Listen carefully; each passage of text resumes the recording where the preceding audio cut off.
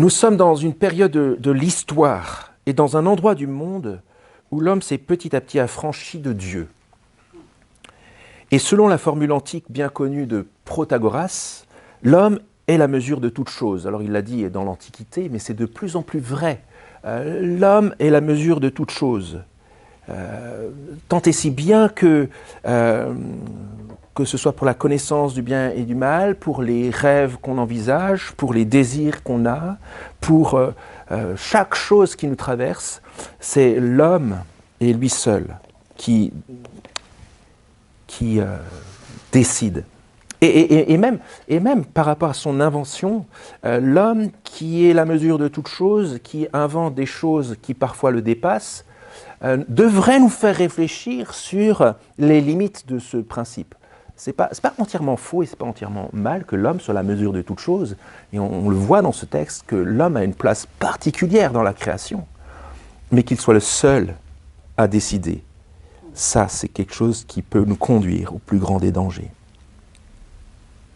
Je voulais prendre l'exemple des créateurs de Facebook, des exemples de technologies qui ont dépassé l'être humain. Alors on a pris l'exemple juste avant du joueur d'échecs, ou du jeu de Go.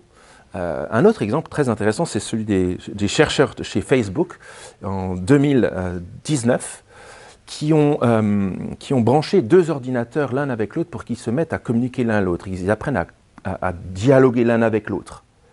Et en fait, ce qui s'est passé, c'est qu'en dialoguant l'un avec l'autre, ils se sont inventés un nouveau langage informatique, incompréhensible par leurs concepteurs, et devenu hors de contrôle. Tant et si bien qu'il n'était plus possible de rentrer des données du style « arrêtez de discuter » ou « dites-nous ce que vous êtes en train de nous dire », parce qu'en fait, les deux ordinateurs s'étaient inventé un monde dans lequel l'homme n'était plus présent.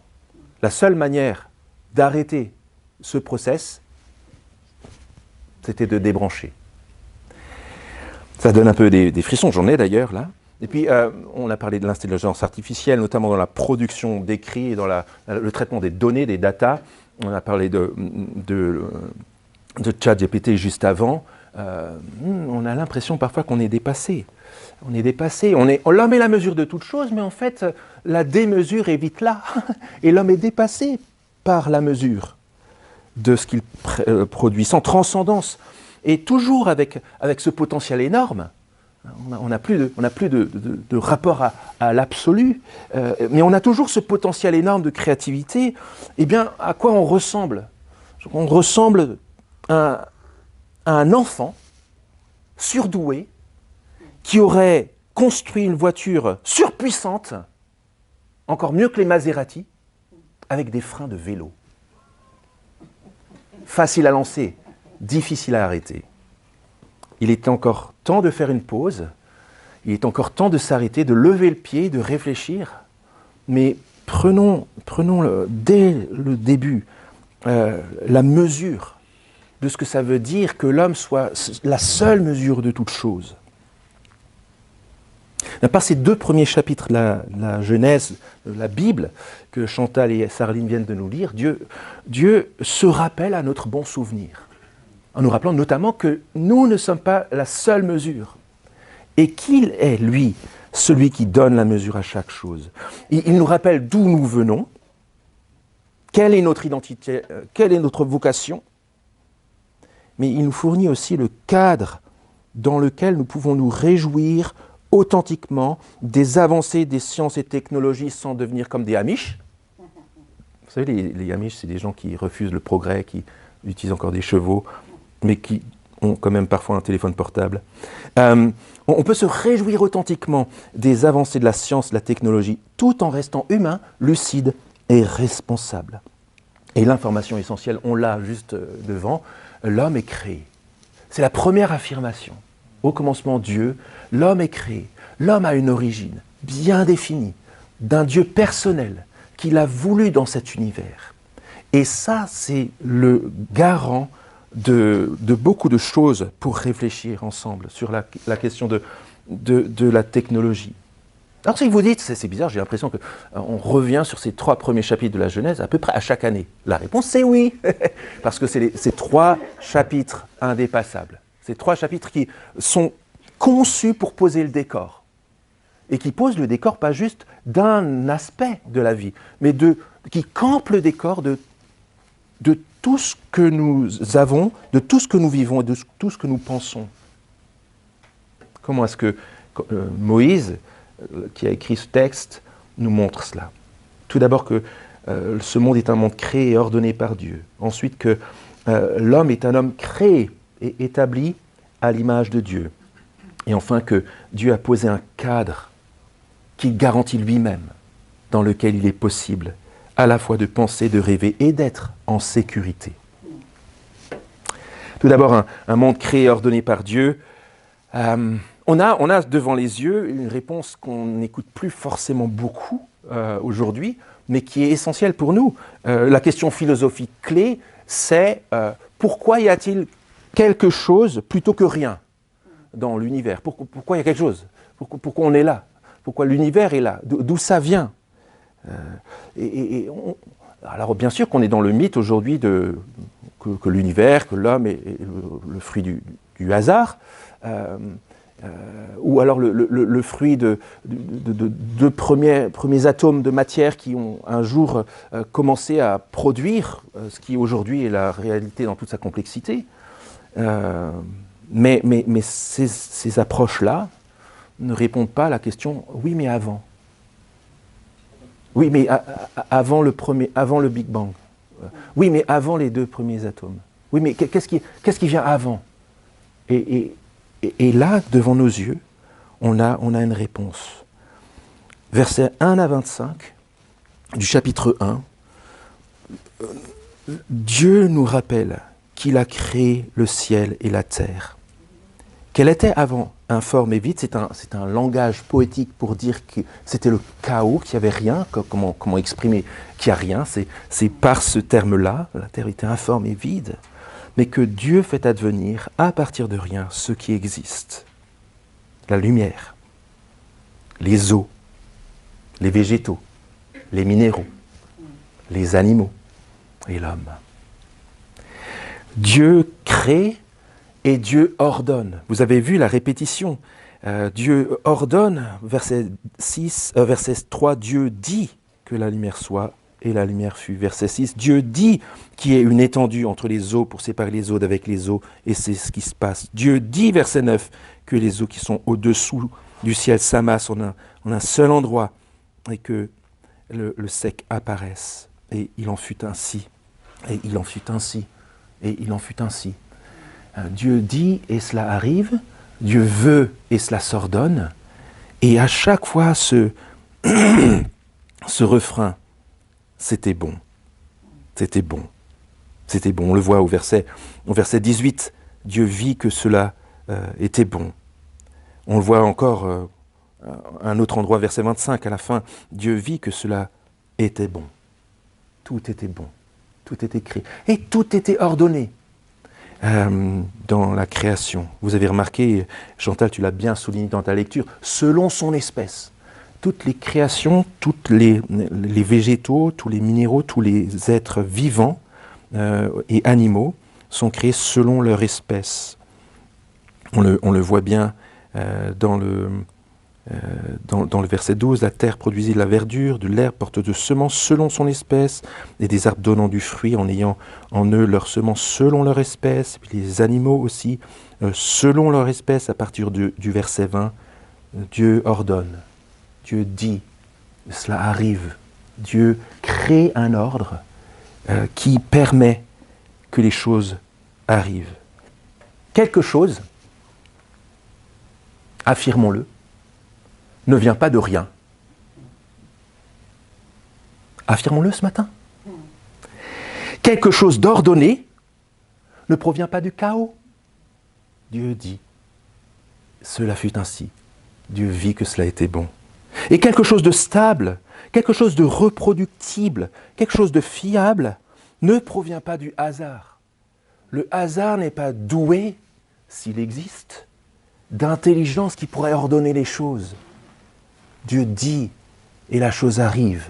Elle ordonne, il ordonne et elle existe. Et pour nous, ça c'est si rassurant. Nous sommes dans un monde créé et ordonné par Dieu. C'est rassurant parce que nous sommes dans un monde qui n'est pas suspendu dans l'histoire du hasard, mais qui est un monde voulu et qui est dans toute sa complexité, grande ou petite, dans toutes les sortes d'expressions de la création, une expression de la richesse, de la sagesse et de la bonté de Dieu. Amen. Un Dieu qui reste au contrôle de ce qu'il a fait. Pour reprendre l'exemple de la grosse cylindrée, il a prévu les freins qui vont avec. Deuxième chose, sur la base de ce qu'on voit se développer dans ces 25 premiers versets, Dieu ordonne, Dieu crée et ordonne, Dieu contrôle et souverainement conduit à l'existence et donne une potentialité de vie dans tout ce qu'il fait. Cet ordre-là, c'est le fondement de toute innovation, le fondement de toute stabilité, parce que la stabilité dans les lois de l'univers, dans les propriétés de la matière, c'est ce qui permet à la science d'exister, à des lois mathématiques de se développer, à des technologies de se greffer sur ces connaissances-là, qui sont des connaissances stables, qui ne varient pas et qui permettent à la technologie de se développer. La science et l'innovation sont possibles. La science et l'innovation sont souhaitables parce que Dieu l'a voulu et l'a prévu dans la stabilité de ce qu'il a créé. Voilà la bonne nouvelle. Voilà le premier point. Un monde créé et ordonné par Dieu. Le cadre est posé. Et puis ça continue.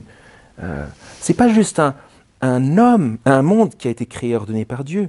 C'est aussi au sommet de la création un homme qui a été créé et établi à l'image de Dieu. On le voit à partir du verset 26, où Dieu, dans le jour où sont créés les animaux, le règne animal des animaux terrestres, Dieu dit, verset 26, « Faisons l'homme à notre image, selon notre ressemblance, pour qu'il domine sur les poissons de la mer, sur les oiseaux du ciel, sur le bétail, sur toute la terre et sur tous les reptiles qui rampent sur la terre. Dieu créa l'homme à son image. Il le créa à l'image de Dieu. Hommes et femmes, il les créa. Et Dieu les bénit et Dieu leur dit, soyez féconds, multipliez-vous, remplissez la terre et soumettez-la. Un statut glorieux qui est donné à l'homme, qui pourtant fait partie du règne animal. C'est le 6e jour, c'est une structure poétique. 6 jours, dans 6 périodes, 6 phases dans lesquelles Dieu ordonne les choses. D'ailleurs, le texte est très soigneusement construit de manière à ce que les 3 premiers jours soient les contenants et les 3 jours suivants soient les contenus. Le ciel et puis ce qui remplit le ciel, la mer et le ciel et ce qui remplit la mer et le ciel, la terre et ce qui remplit la terre. Tout est soigneusement ordonné, mais au sommet de cela, l'homme établi à l'image de Dieu. Un statut glorieux. Un statut, tu voudrais l'augmenter, tu ne pourrais pas. Parce que c'est un statut donné. L'homme est placé en l'image de Dieu, c'est-à-dire qu'il est placé comme le représentant de Dieu et le représentant de l'autorité de Dieu sur la terre. À l'époque, l'image que Moïse utilise là, c'est l'image d'un souverain, d'un empereur qui, pour rappeler son autorité dans toutes les régions qu'il dominait, plaçait des statues à son effigie pour rappeler que c'était lui le chef. Dieu fait mieux. Dieu place un homme vivant à son image pour rappeler qu'il est le seul Dieu vivant, mais que par cet homme-là, vivant, doué de créativité comme lui, le Créateur, doué d'inventivité, doué de relations, il parle de lui sur toute la terre. Il est à l'image de Dieu dans son autorité, il est aussi à l'image de Dieu dans sa capacité relationnelle. Vous avez remarqué le passage à la première personne du singulier, « Faisons l'homme à notre image, peut-être une allusion au fait que Dieu, dans sa réalité, existe en trois personnes. La relation existe en Dieu. Il est un Dieu relationnel en lui-même, entre le Père, le Fils et le Saint-Esprit. Lorsqu'il crée un homme à son image, il le crée doué de relations. Doué de relations. Et Dieu lui dit, remplissez la terre. C'est-à-dire que toute la beauté et la potentialité créatrice qu'il donne à l'homme, fait à son image, il veut que la terre en soit remplie. De manière à ce que quiconque dans l'avenir rencontre un homme, une femme fait à son image, selon sa ressemblance, il rencontre quelque chose de Dieu en rencontrant cet homme, ces hommes, ces femmes, dont il veut remplir la terre. Dieu veut remplir la terre de sa gloire en remplissant la terre d'hommes et de femmes qui sont à l'image de sa gloire. Pour se rendre visible, toujours plus visible et toujours plus glorifié. Remplissez la terre de tout ce qui est bien, bon et beau, et pour la gloire de Dieu. Et puis Dieu dit, dominez-la. Donc déjà dans la délibération en Dieu, verset 26, puis ensuite dans le verset 28, l'idée de dominer sur la terre. Alors c'est un terme qui a souvent beaucoup été utilisé pour dire que, voilà, c'est de ce texte-là que vient l'exploitation malade de l'homme par rapport à la terre. C'est pour ça qu'on détruit des forêts entières en Amazonie. C'est pour ça qu'on exploite des hommes et des mines sans fin. Ce n'est pas du tout le sens de dominer ici. L'idée, c'est que Dieu, dans sa grâce et sa bonté, donne la responsabilité à l'homme dans la maîtrise parfaite et dans la sagesse qu'il lui donne, en harmonie parfaite avec le Créateur, avec la création et les autres êtres humains, d'exploiter cela pour faire grandir le potentiel de beauté qui est dans la nature. Dominez-la comme Dieu domine. Lorsque Dieu nous domine, lorsque Dieu est le chef, nous grandissons en beauté, en bonté, en justice. Nous grandissons dans sa beauté. Et c'est ce qu'il veut que l'homme fasse en dominant sur la terre. Remplissez-la, dominez. Et avec le constat final, verset 31. Il y a alors, verset 31. Dieu vit alors tout ce qu'il avait fait, maintenant que l'homme est placé comme son lieutenant, responsable devant lui de la création, dans sa potentialité. Et c'était très bon, pas juste bon, mais très bon. Et puis Dieu, ensuite, versets 1 à 3 du chapitre 2, se repose parce que tout ce qui devait être fait a été fait, pas parce qu'il est fatigué, mais dans le sens d'une satisfaction divine par rapport à ce qui a été fait. Comme le dit le livre de l'Ecclésiaste, j'ai reconnu que tout ce que Dieu fait est parfait. Il n'y a rien à enlever, rien à rajouter. Et voilà ce que Dieu fait là. Il se repose de ce qu'il avait fait, quelque chose de parfait. C'est le constat général. Tout est très bon. C'est la satisfaction, l'atmosphère qui règne maintenant dans la présence de Dieu. Comment répondre à ça dans notre réalité là? Nous sommes dans un monde créé et ordonné par Dieu dans lequel nous pouvons travailler à la potentialité de toutes les matières et de toute notre capacité créatrice, innovatrice et inventive, technologique et numérique notamment, mais de le faire en tant qu'homme créé et établi à l'image de Dieu. C'est ce que Dieu a prévu. En regardant ce que Dieu a fait de l'homme,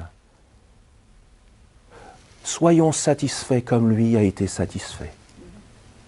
Soyons capables de reconnaître la beauté de Dieu, comme nous l'avons chanté, dans sa création. Soyons aussi reconnaissants. Qui sommes-nous, comme le dit le psaume 8, pour être comme cela, placés comme son lieutenant, tenant lieu de Dieu sur la terre. La reconnaissance par rapport à tout ce qu'il met à notre disposition, que nous pouvons exploiter pour dire sa gloire et sa grandeur dans notre réalité.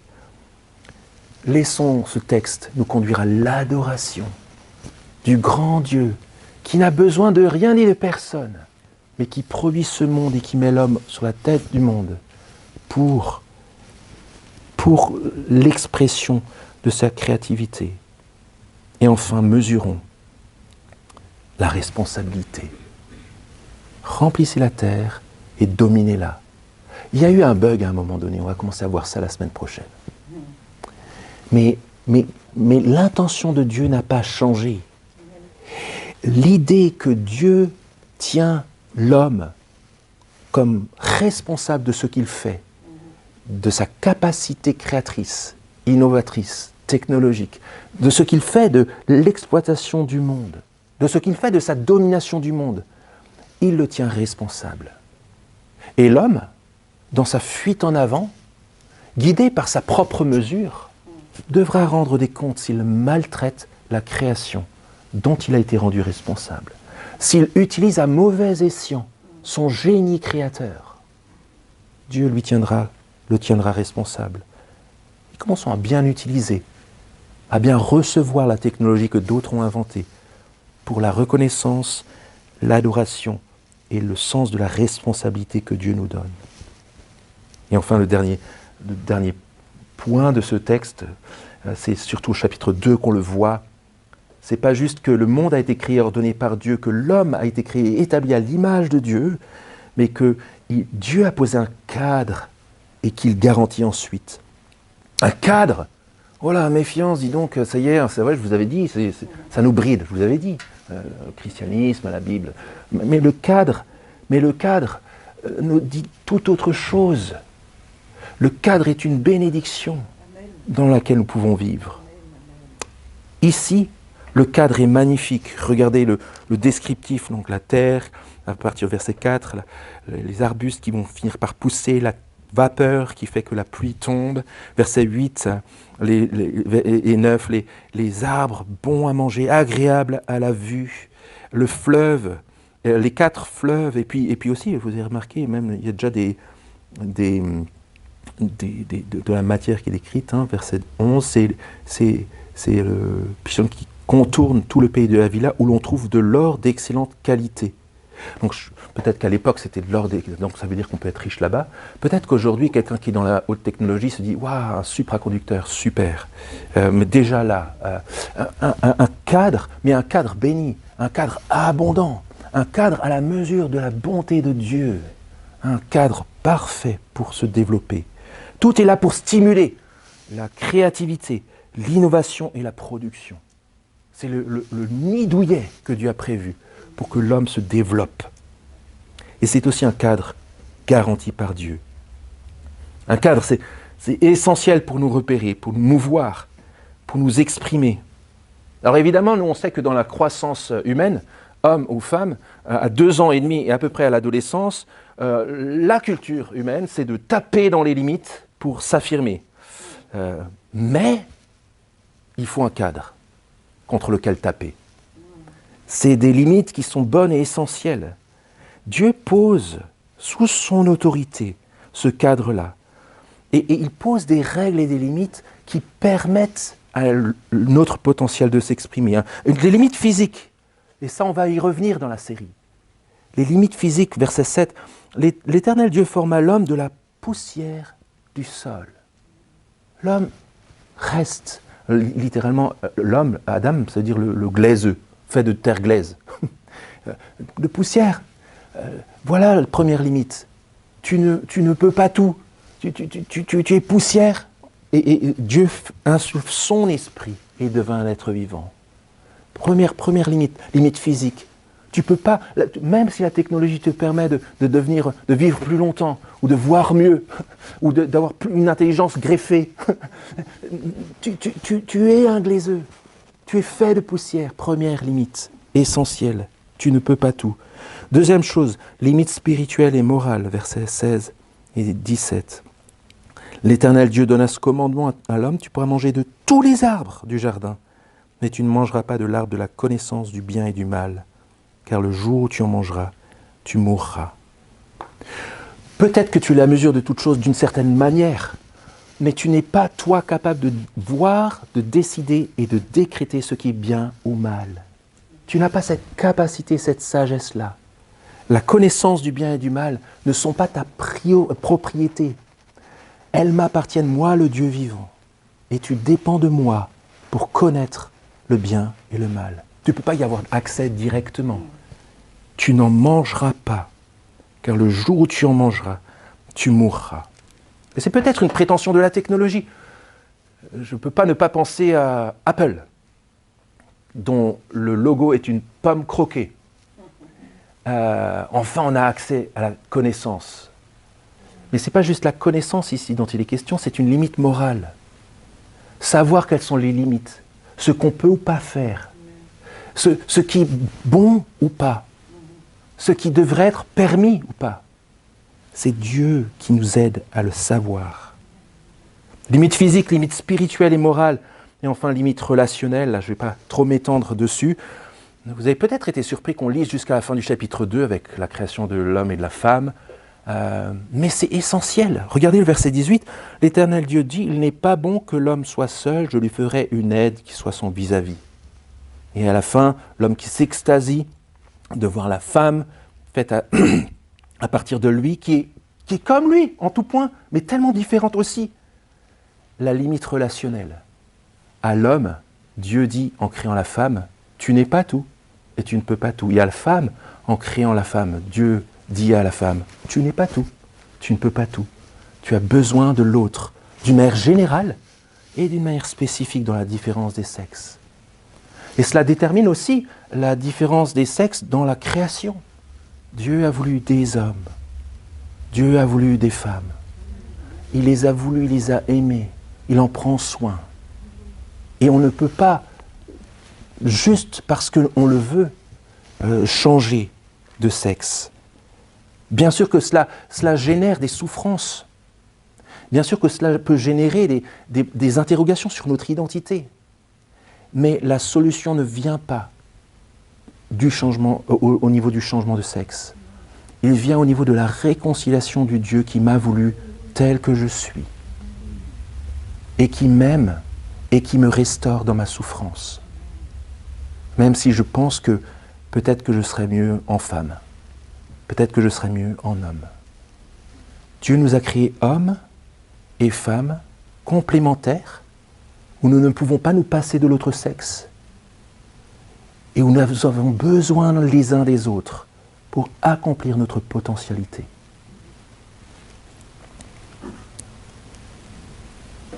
Bricoler, innover, faire de la science au mépris des règles de base et des lois de la nature, c'est se mettre en danger. Et ce cadre concret, posé par Dieu, garanti par Dieu, est essentiel.